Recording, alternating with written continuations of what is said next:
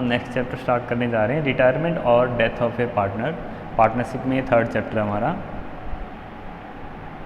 Retirement और death of A partner. इसमें से फर्स्ट आज हम स्टडी करेंगे रिटायरमेंट, डेथ हम लेटर ऑन स्टडी करेंगे। रिटायरमेंट पार्टनरशिप में देखो, एक एग्रीमेंट होता है पार्टनर्स के बीच में।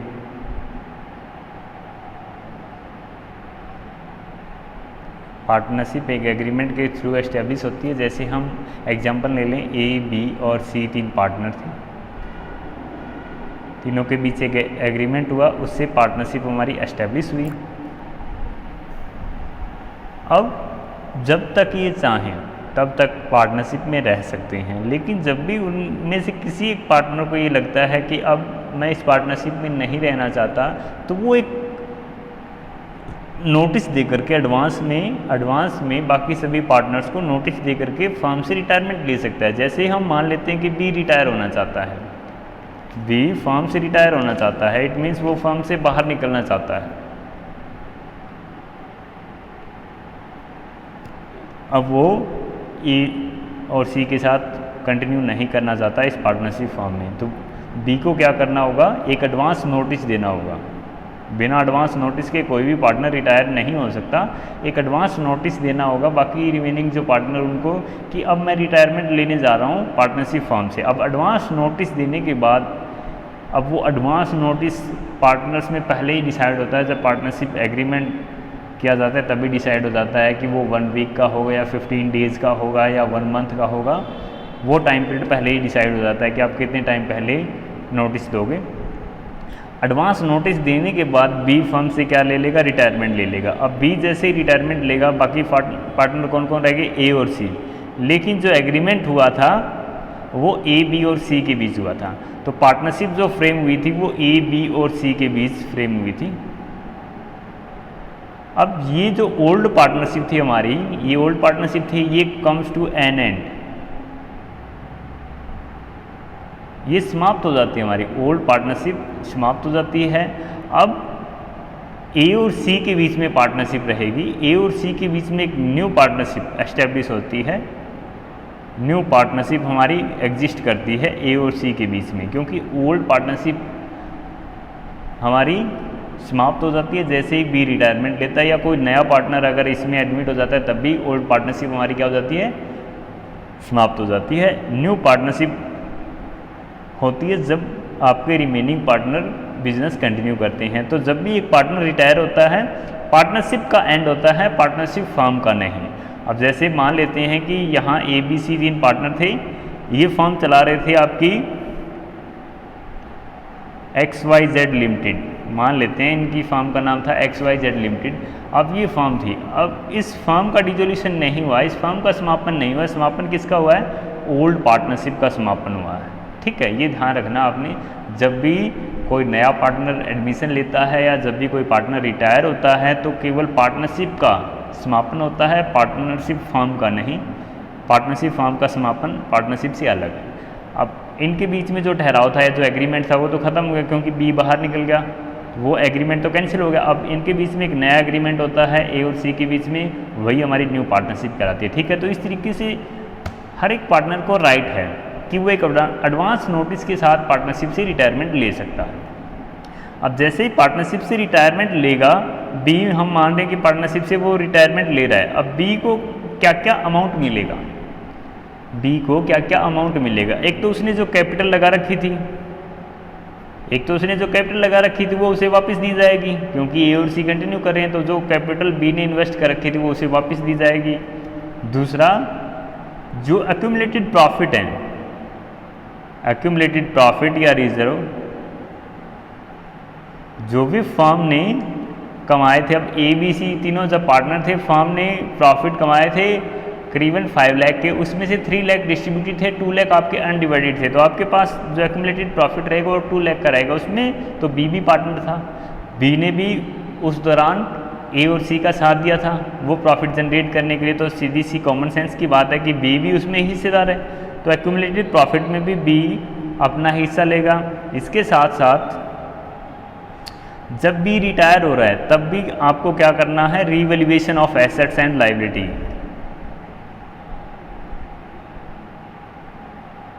आपको रीवैल्यूएशन करना होगा जब भी एक पार्टनर रिटायर होगा। क्यों आपको करना होगा, जैसे ए और बी और सी ने एक मशीनरी हम मान लेते हैं खरीदी थी 1 लाख की, ठीक है, मान लेते हैं मशीनरी 1 लाख की खरीदी थी।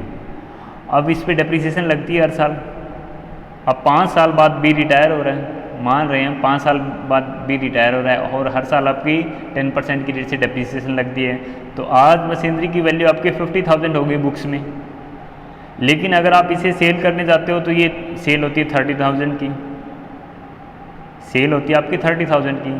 तो लेकिन अगर आप बुक वैल्यू के हिसाब से बी को हिस्सा दोगे तो 50,000 में से हिस्सा दोगे, बी तो 50,000 में से हिस्सा देगा अगर आपने रीवैल्यूएशन नहीं की तो इससे क्या होगा, बी को तो प्रॉफिट हो जाएगा, बाकी पार्टनर्स को लॉस होगा, क्योंकि कल को उसके जाने के बाद अगर वो सेल करेंगे तो उन्हें लॉस हो जाएगा। तो इस तरीके के लॉस से बचने के लिए, और दूसरा कुछ एक केसेस में नए पार्टनर जो रिमेनिंग पार्टनर है उनको प्रॉफिट भी हो सकता है, जैसे बिल्डिंग या लैंड एंड बिल्डिंग, ऐसी एसेट्स जिनकी value time to time increase होती चली जाती है। ऐसी एसेट्स अगर हम बुक्स वैल्यू पे उनका डिवाइडेशन कर देते हैं रिटायरमेंट के टाइम, तो जो रिमेनिंग पार्टनर हैं उनको प्रॉफिट रहेगा। अब ये इनजस्टिस होगा बी के साथ, अन्याय होगा बी के साथ, क्योंकि उसे बढ़ी हुई वैल्यू में से पार्ट नहीं मिला। तो इसीलिए रीवैल्यूएशन करना अनिवार्य हो जाता है जब भी पार्टनर रिटायर होता है। अब रीवैल्यूएशन का जो भी प्रॉफिट या लॉस होगा उसमें हिस्सेदार कौन है, जो रिटायरिंग पार्टनर है, उसे रीवैल्यूएशन ऑफ एसेट्स के प्रॉफिट या लॉस में से हिस्सा हम देंगे। उसके साथ साथ एक और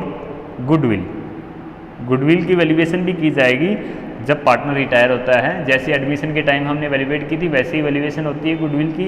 अब गुडविल में से भी हिस्सा मिलेगा बी को, क्योंकि उस गुडविल को जनरेट करने के लिए बी ने भी बाकी रिमेनिंग पार्टनर का सहयोग दिया, इसीलिए उस गुडविल में से भी हिस्सा मिलेगा बी को। अब ये सारी चीज़ें जो बी को मिलनी है, जो बी को पे की जानी है, ये सारी चीज़ें हम या तो उसे कैश में पे कर देते हैं इमीडिएटली, या तो कैश पे कर दिया जाता है, या फिर जिस दिन वो रिटायर हो रहा है उस दिन एक न्यू अकाउंट ओपन कर दिया जाता है, लोन अकाउंट, एक न्यू अकाउंट ओपन कर दिया जाता है बी के लिए, लोन अकाउंट। जितना अमाउंट बी को देना है, जैसे कैपिटल के आपको देने हैं 5 लाख, गुडविल के देने हैं 10,000 और एक्यूमुलेटेड प्रॉफिट में से उसका हिस्सा आया 50,000 और revaluation of assets and liability में से प्रॉफिट में से उसका हिस्सा आया 40,000, तो टोटल मिला के उसे आपको देने थे 6 lakh.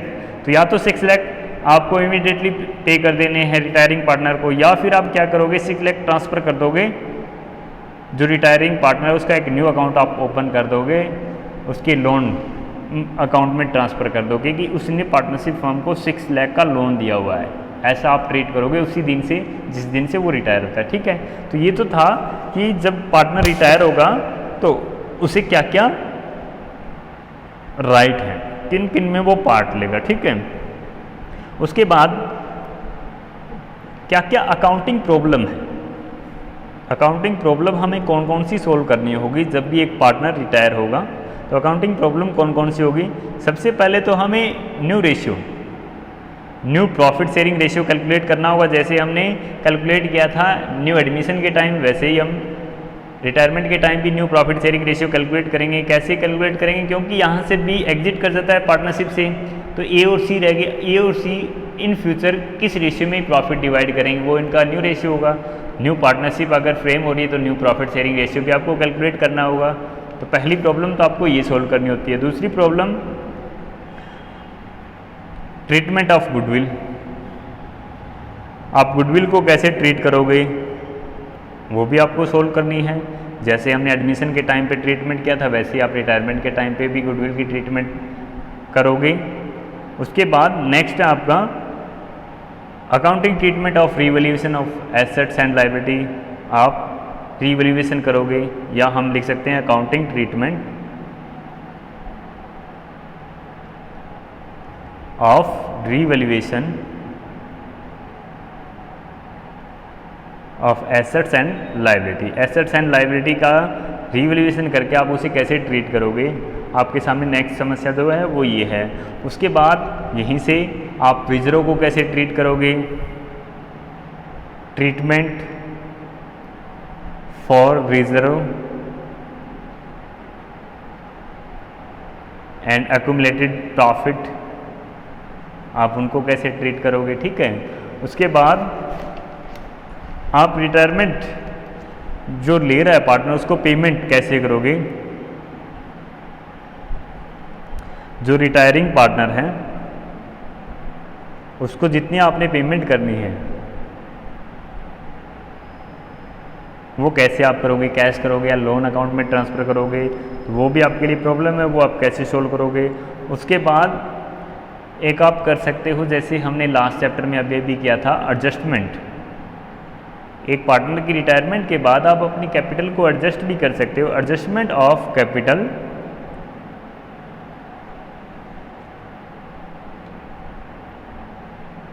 In proportion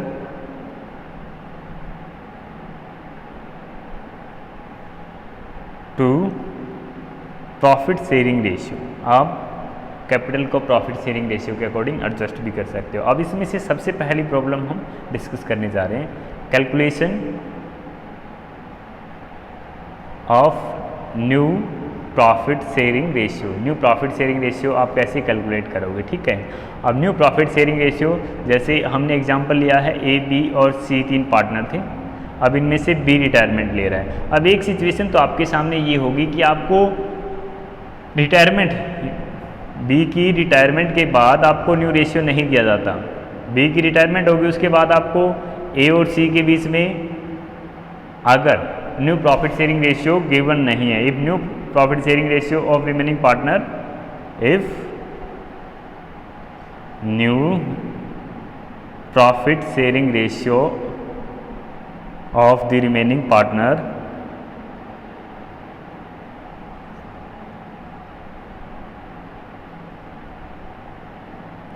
are not given। अगर हमें न्यू प्रॉफिट शेयरिंग रेशियो नहीं दिया जाता नए पार्टनर्स के बीच में, तो न्यू प्रॉफिट शेयरिंग रेशियो क्या होगा। अब जैसे हम मान लेते हैं कि 1:2:3 में प्रॉफिट जो है शेयर करते थे, पहले इनका ओल्ड रेशियो ये था, ठीक है। रिटायरमेंट के बाद आपको कुछ नहीं बताया गया कि इन फ्यूचर ए और सी किस रेशियो में प्रॉफिट शेयर करेंगे। उस केस में बिल्कुल सिंपल है आपके लिए न्यू रेशियो कैलकुलेट करना। जो ए और सी के बीच में पहले जो रेशियो था वही रेशियो इन फ्यूचर उनके बीच में रहने वाला है। इट मीन्स वो प्रॉफिट शेयर करेंगे 1:3 में। अगर कोई भी इंफॉर्मेशन आपको न्यू रेशियो के बारे में नहीं दी जाती तो उनके बीच में जो ओल्ड रेशियो था प्रॉफिट शेयरिंग रेशियो वही कंटिन्यू रहेगा, ठीक है। तो ये आप बिल्कुल सिंपल तरीके से क्वेश्चन की स्टेटमेंट से डायरेक्टली आप बता सकते हो कि इनके बीच में रेशियो क्या रहेगा। जैसे एक और एग्जांपल मैं यहाँ ले लेता हूँ कि ए, बी और सी पार्टनर थे, इनके बीच में प्रॉफिट शेयरिंग रेशियो था 2:1:2। अब यहाँ से सी रिटायर हो रहा है, सी रिटायर हो रहा है तो ए और बी के बीच में प्रॉफिट शेयरिंग रेशियो क्या रहेगा 2:1। और यहाँ से अगर ए रिटायर हो जाता है तो बी और सी के बीच में प्रॉफिट शेयरिंग रेशियो क्या रहेगा 1:2, अगर क्वेश्चन में कुछ नहीं दिया जाता। तो ये तो बिल्कुल ईजी है।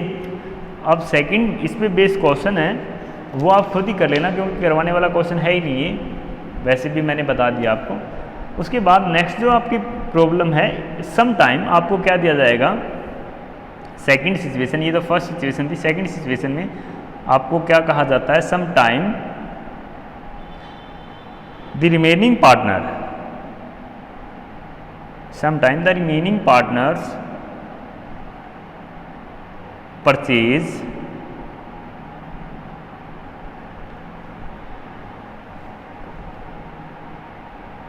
the share of retiring partner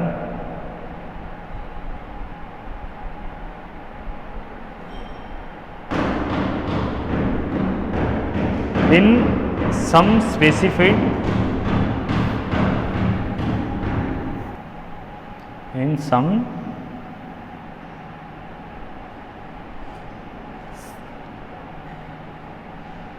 specified proportion।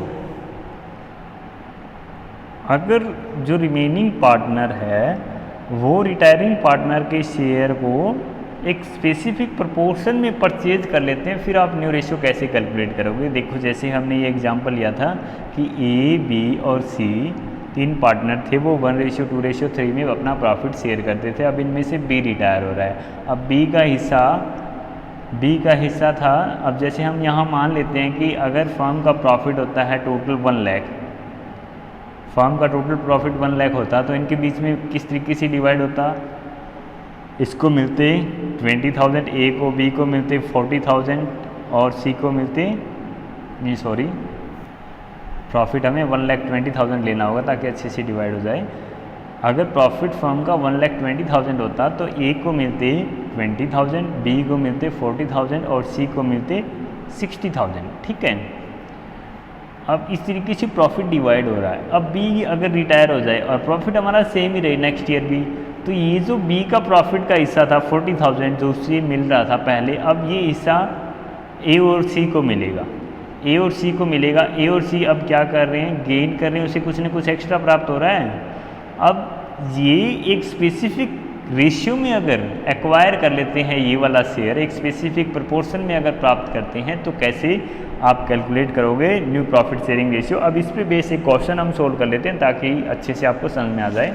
जैसे आप देखिए इलिस्ट्रेशन नंबर 4 देखिए आप, इसमें आपको बताया गया है। इलिस्ट्रेशन नंबर 4 की स्टेटमेंट मैं यहाँ दिखा देता हूँ आपको वीडियो में। A B C are partner sharing profit in the ratio of 1:4 in ratio 2/5 ratio 7/20। अब कुछ एक स्टूडेंट इसी बात से जो हैं कंफ्यूज हो जाते हैं कि उन्हें जो रेशियो वो इस तरीके से दे दिया जाता है 1/4 रेशियो 2/5 रेशियो 7/20। अब रेशियो हमें इस तरीके से दे दिया जाता है और अब आपको बताया जाता है कि ये ए बी सी का रेशियो था और इनमें से ए जो है रिटायरमेंट ले रहा है, ए रिटायर हो रहा है और उसका share his share is taken up by B and C in the ratio of 1:2 और इसका जो 1/4 शेयर था ये ले लिया जाता है बी और सी के द्वारा किस रेशियो में? 1:2 में। 1:2 में वो एक्वायर कर लेते हैं। अगर इस तरीके की स्टेटमेंट आपको दी जाती है तो आपको कैसे कैलकुलेट करना है? देखो बी का ओल्ड शेयर और सी का ओल्ड शेयर हमें पता है। अब इसमें से कुछ हिस्सा वो प्राप्त कर रहे हैं, इसमें से कुछ हिस्सा वो प्राप्त कर रहे हैं। ए जो रिटायर हो रहा है उसका हिस्सा वो आपस में बांट रहे हैं। आपस में किस रेशियो में बांट रहे हैं? इसी रेशियो में बांट रहे हैं जो आपको दिया गया है 1:2। तो इस रेशियो में आपको बांट देना है और वो इसमें ऐड कर दोगे आप, तभी इनका टोटल जो है प्रॉफिट का शेयर आपको पता चल पाएगा। अब इसको आपको सिंपल तरीके से लिखना होगा क्योंकि ये जो रेशियो है आप इससे कंफ्यूज हो सकते हो। इसको आप डायरेक्टली नहीं लिख सकते 1:2:7। आपको कॉमन डिनोमिनेटर करना होगा इसका। एलसीएम अगर आप लेते हो तो एलसीएम आ जाएगा इसका 20। तो इसको आप लिख सकते हो 5:8:7। तो ये जो रेशियो था ए बी और सी के बीच में 5:8:7 था। ठीक है, इसको आप इस तरीके से भी लिख सकते हो 5:8:7।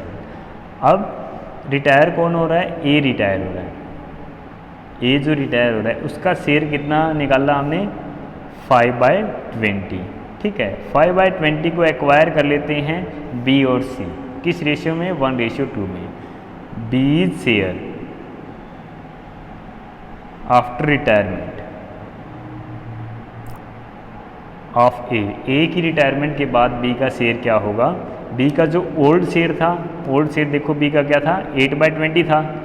अब उसमें कुछ ना कुछ हमें ऐड करना है क्योंकि जो ए का हिस्सा था वो बी भी लेगा, कुछ ना कुछ बी लेगा किस रेशियो में? 1:2 में। तो ये जो प्रॉफिट बच गया ए के हिस्से का ये किस में डिवाइड करेंगे? 1:2 में डिवाइड करेंगे। तो 5/20 को आप डिवाइड कर दो 1:2 में, इसका 1/3 आप निकाल लो, वो तो ले रहा है बी। ठीक है, और सी इसी तरीके से आप सी का निकालोगे, C share after retirement of A की रिटायरमेंट के बाद सी का शेयर क्या होगा? पहले उसका था 7/20, अब ए के शेयर में से कुछ हिस्सा उसे प्राप्त होगा, वो हम निकाल लेंगे 5/20 का, उसे प्राप्त होगा 2/3। तो 5/20 का 2/3 हमने इस तरीके से निकाल लेना है। अब अगेन इसको जब हम सोल्व करेंगे 8/20 प्लस ये आपका आ जाएगा 5/60 और यहाँ आप लिखोगे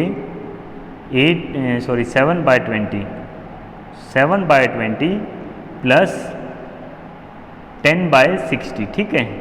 अब अगेन इसको आप सोल्व करो, दोनों को साथ साथ सोल्व कर रहा हूँ मैं। एलसीएम लोगे आप 60 आ जाएगा, 20 × 3 60 होता है, तो 8 × 3 24 plus 5 that is equal to 29/60, ये बी का शेयर आ जाएगा। और इसी तरीके से सी का अपन को निकालना है, एलसीएम आप लोगे 60 आएगा, 7 × 3 21 plus 10 that is equal to 31/60। तो इनके बीच में जो रेशियो आया 29:31, ठीक है, ये रेशियो है बी और सी का न्यू प्रॉफिट शेयरिंग रेशियो। तो इस तरीके से आपको कैलकुलेट करना होगा अगर रिटायरिंग पार्टनर का जो शेयर है वो रिमेनिंग पार्टनर के द्वारा एक स्पेसिफिक प्रोपोर्शन में परचेज कर लिया जाता है या एक्वायर कर लिया जाता है, तो आप इस तरीके से new profit sharing ratio calculate करें, ठीक है। अब एक वर्ड हमने यहाँ यूज किया था पिछले पेज पे, गेन। अब इसी से रिगार्डिंग है गेनिंग रेशियो। लास्ट चैप्टर में हमने कैलकुलेट किया था सेक्रीफाइस रेशियो, इस चैप्टर में हमें कैलकुलेट करना होगा गेनिंग रेशियो। गेनिंग रेशियो क्यों कैलकुलेट करना होगा? क्योंकि यहाँ एक पार्टनर रिटायर हो रहा है तो फर्म का जो प्रॉफिट है वो कम पार्टनर में डिवाइड होगा। पिछले चैप्टर में एक नया पार्टनर ऐड हो रहा था पार्टनरशिप में, तो वही सेम प्रॉफिट पहले से ज़्यादा पार्टनर्स में डिवाइड हो रहा था, तो जो हमारे ओल्ड पार्टनर थे उनको सेक्रीफाइस करना पड़ रहा था, वो त्याग रहे थे अपना प्रॉफिट। और इस चैप्टर में रिटायर हो रहा है पार्टनर, तो जैसे ए बी सी 3 पार्टनर थे, अब इनमें से ए रिटायर हो रहा है और फर्म का प्रॉफिट 1,20,000 था मान लेते हैं हम। तो पहले ये 3 पार्टनर में डिवाइड होता था, अब रिटायरमेंट के बाद ये 2 ही पार्टनर में डिवाइड होगा। तो बी और सी कुछ न कुछ एक्स्ट्रा प्राप्त करेंगे, कुछ न कुछ वो गेन करेंगे। तो इसीलिए हमें कैलकुलेट करना होगा गेनिंग रेशियो कि वो किस रेशियो में ए का शेयर गेन करेंगे। अब गेनिंग रेशियो कौन सा रेशियो है? गेनिंग रेशियो वो रेशियो है जिस रेशियो में रिटायरिंग पार्टनर का जो प्रॉफिट का शेयर है वो एक्वायर किया जाता है रिमेनिंग पार्टनर्स के द्वारा। Gaining ratio is the ratio in which remaining partner divide retiring partners share. कहने का मतलब क्या है कि गेनिंग रेशियो वो रेशियो है जिसमें रिटायरिंग पार्टनर का शेयर आपस में डिवाइड करते हैं रिमेनिंग पार्टनर। इस ए का जो शेयर था, ए का शेयर जैसे हमने निकाला था 20,000 आया था, वैसे प्रॉफिट में से पार्ट हमने निकाला था। अगर इनके बीच में रेशियो जैसे पिछले एग्जांपल में हमने लिया था, इनके बीच में रेशियो था 1:2:3 था, 1:2:3 इनका प्रॉफिट शेयरिंग रेशियो था। अब प्रॉफिट में से पार्ट निकाला था हमने 20,000। अब 20,000 किस रेशियो में डिवाइड करेंगे? बी और सी, वही रेशियो हमारा क्या कहलाएगा? गेनिंग रेशियो कहलाएगा। ठीक है, कुछ न कुछ प्राप्त कर रहे हैं, उसके लिए जो रेशियो हम निकालते हैं वो गेनिंग रेशियो। अब गेनिंग रेशियो कैसे आप कैलकुलेट करोगे? इसके लिए भी सेम वही 2 सिचुएशन है। पहली सिचुएशन वही सेम सिचुएशन जैसे न्यू प्रॉफिट शेयरिंग रेशियो के लिए, if new profit sharing ratio of remaining partner are not given. अगर रिमेनिंग पार्टनर का न्यू प्रॉफिट शेयरिंग रेशियो आपको क्वेश्चन में नहीं गिवन है तो उनका जो प्रॉफिट शेयरिंग रेशियो है वही गेनिंग रेशियो होगा। प्रॉफिट शेयरिंग रेशियो है वही गेनिंग रेशियो होगा। कैसे? देखो, जैसे हमने यहाँ डिस्कस किया था कि ए बी और सी 3 पार्टनर है, 1:2:3 में वो डिवाइड करते हैं। ठीक है, अब फर्म का टोटल प्रॉफिट था 1,20,000, ये हमने एग्जाम्पल में लिया हुआ था। अब हम रिटायर कर रहे हैं ए को, ए रिटायरमेंट ले रहा है, ए के इससे प्रॉफिट आता था, हम मान करके ये क्वेश्चन सोल्व करें 20,000 और इसके इससे प्रॉफिट आया 40,000 और इसके इससे 60,000। अब यही सेम प्रॉफिट अगर नेक्स्ट ईयर होता तो वो प्रॉफिट सिर्फ बी और सी में डिवाइड होता। अब न्यू रेशियो हमें कुछ बताया नहीं गया, तो न्यू रेशियो बी और सी के बीच में क्या होगा, 2:3 होगा। अब ये जो प्रॉफिट है 20,000 का जो प्रॉफिट है ए की रिटायरमेंट से हो रहा है, ये प्रॉफिट वो किस रेशियो में डिवाइड करेंगे, 2:3 में। अब इसके शेयर को वो किस रेशियो में एक्वायर कर रहे हैं, 2:3 में एक्वायर कर रहे हैं, और जिस रेशियो में वो एक्वायर करते हैं वही उनका क्या होता है, गेनिंग रेशियो। तो अगर क्वेश्चन में आपको न्यू प्रॉफिट शेयरिंग रेशियो नहीं दे रखा रिमेनिंग पार्टनर का, तो वही तो उनका गेनिंग रेशियो होता है और वही उनका न्यू प्रॉफिट शेयरिंग रेशियो होता है। ठीक है, पहली सिचुएशन तो ये है। दूसरी सिचुएशन, अगर आपको new profit sharing ratio given है, if new profit sharing ratio is given for remaining partner, जो हमारे रिमेनिंग पार्टनर है उनके बीच में न्यू प्रॉफिट शेयरिंग रेशियो अगर गिवन है, जैसे old profit sharing ratio A B और सी का हमने एग्जांपल लिया, उनके बीच में 1:2:3 था। ठीक है, अब न्यू प्रॉफिट शेयरिंग रेशियो हमें दे दिया जाता है बी और सी के बीच में 1:2